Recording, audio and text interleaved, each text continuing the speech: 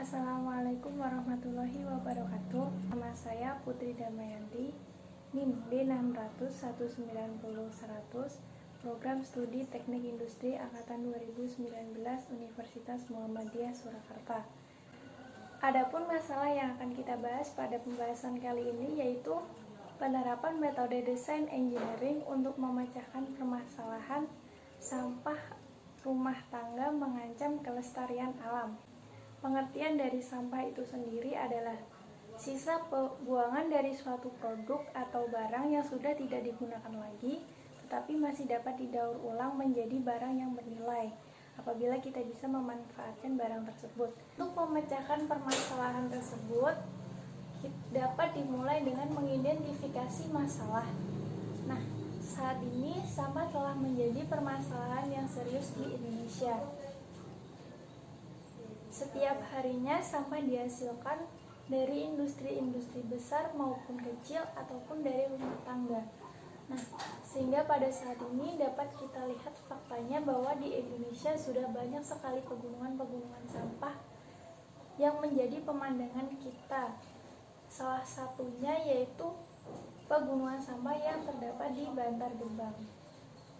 Untuk metode engineering selanjutnya yang digunakan yaitu pengumpulan informasi. Pada saat ini Indonesia diperkirakan menghasilkan 64 juta ton sampah setiap tahunnya. Merujuk dari data SBY tahun 2017, dari angka tersebut baru 7% yang didaur ulang, sementara 69% diantaranya menumpuk di tempat pembuangan akhir atau TPA yang mengakibatkan banyaknya pegunungan-pegunungan sampah.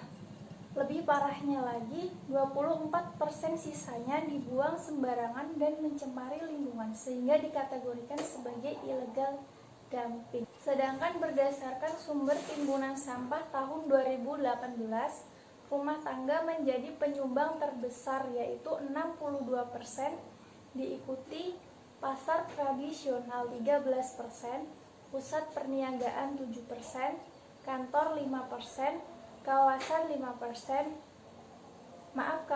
4%, fasilitas publik 3%, dan sisanya 6% berasal dari lain-lainnya. Dari komposisi sampah pada tahun yang sama, yang paling banyak adalah sampah sisa makanan sebanyak 44%.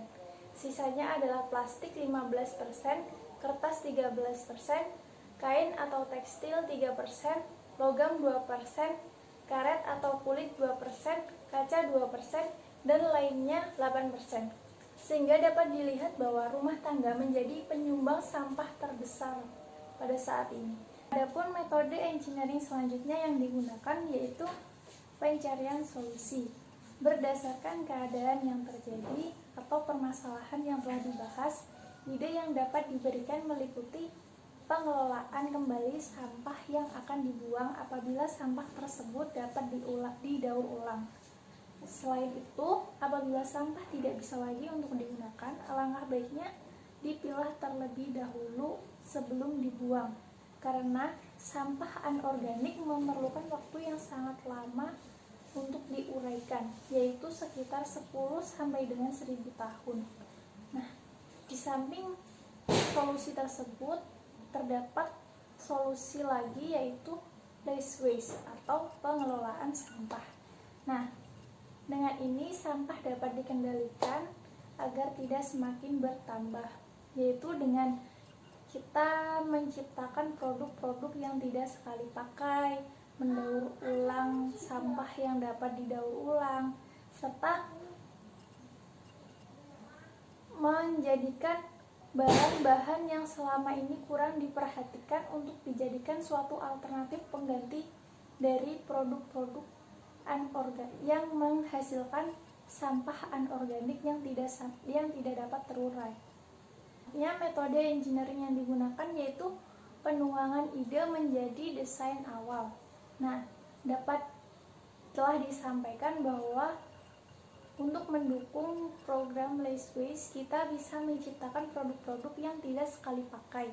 Nah, dari situ kita bisa menggantikan yang semisal cup dari plastik, kita ganti menjadi dari bahan yang tidak sekali pakai, pemanfaatan dari kayu untuk dijadikan sebagai alat makan, terus kain sebagai pengganti tas plastik untuk dijahit sebagai tas, hingga menjadi produk yang tidak sekali pakai. Pengurangan penggunaan alat makan sehari-hari seperti halnya sedotan, sendok plastik, piring plastik dapat kita ganti menggunakan piring yang berbahan dari kayu. Selanjutnya yaitu evaluasi dan pemilihan solusi terbaik. Namun sebelum produk tersebut didistribusikan kepada masyarakat, kita perlu melakukan berbagai macam survei serta pemilihan fenotip setiap prototipe setiap produk untuk diuji apakah produk tersebut layak untuk didistribusikan kepada masyarakat ataukah belum. Apabila dirasa produk telah pantas atau layak untuk didistribusikan kepada masyarakat, maka kita dapat memproduksi produk tersebut secara besar. Untuk metode engineering yang terakhir yaitu implementasi desain atau proses produksi. Setelah melalui tahap pengujian atau pemilihan prototipe, kita masuk ke tahap proses produksi. Apabila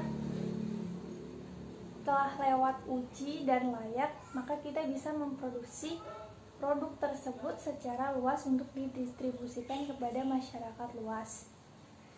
Nah, produksi dapat dibuat sesuai dengan desain awal yang telah diciptakan, lalu mencari setiap bahan mentah yang dibutuhkan hingga menjadi produk yang siap dipasarkan melalui beberapa proses produksi.